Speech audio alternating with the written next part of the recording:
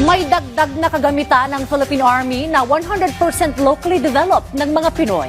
Ito ay ang Project Cobra. Kung ano yan, alamin sa ulat ni Patrick De Jesus.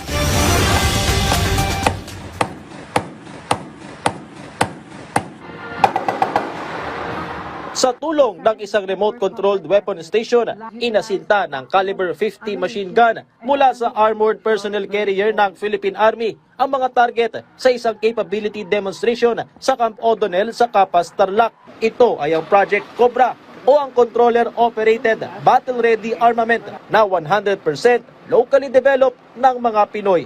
Formal nang itinurn over ito ng Department of Science and Technology sa Department of National Defense. Integrated ng Project Cobra sa caliber 50 remote-controlled weapon station na nakakabit sa armored vehicle at equipped ng electro-optics with target locking capability at ballistic computer. Gamit lamang ang isang joystick, maaaring gamitin ang Project Cobra na kayang tumukoy ng target sa layong hanggang 3 kilometro. Kaya't sa mga bakbakan, mas matitiyak ang kaligtasan ng mga sundalo. With the manual, it's very dangerous for our soldiers. They are exposed to enemy fire. And with this, all the operations in manning the gun, firing the gun, will be done inside the APC. Huwag po kayong mag-alala. This cobra does not bite.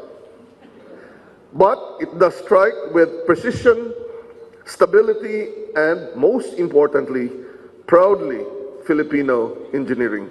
2 taon tumagal ang research and development ng DOST para sa Project Cobra na umabot ng 29 million pesos.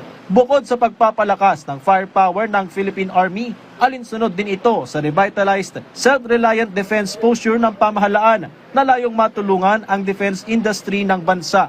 Later on, we can compete also.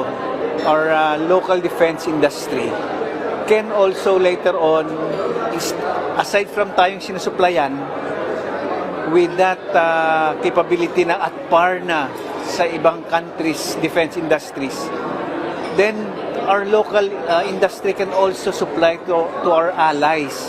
So malaking bagay sa ekonomiya natin. As we have learned from conflicts in Europe and the Middle East, supply chain reliability is of the utmost importance.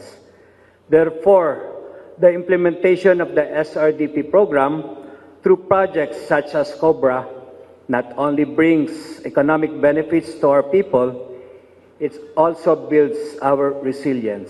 Sa ngayon ay may isang unit pa lamang ng Project Cobra, pero target ng Philippine Army na lahat ng kanilang armored vehicle ay malagyan nito. Ayon sa DOST, may 5 manufacturer na rito sa Pilipinas ang nagpahayag ng interes para mag-reproduce.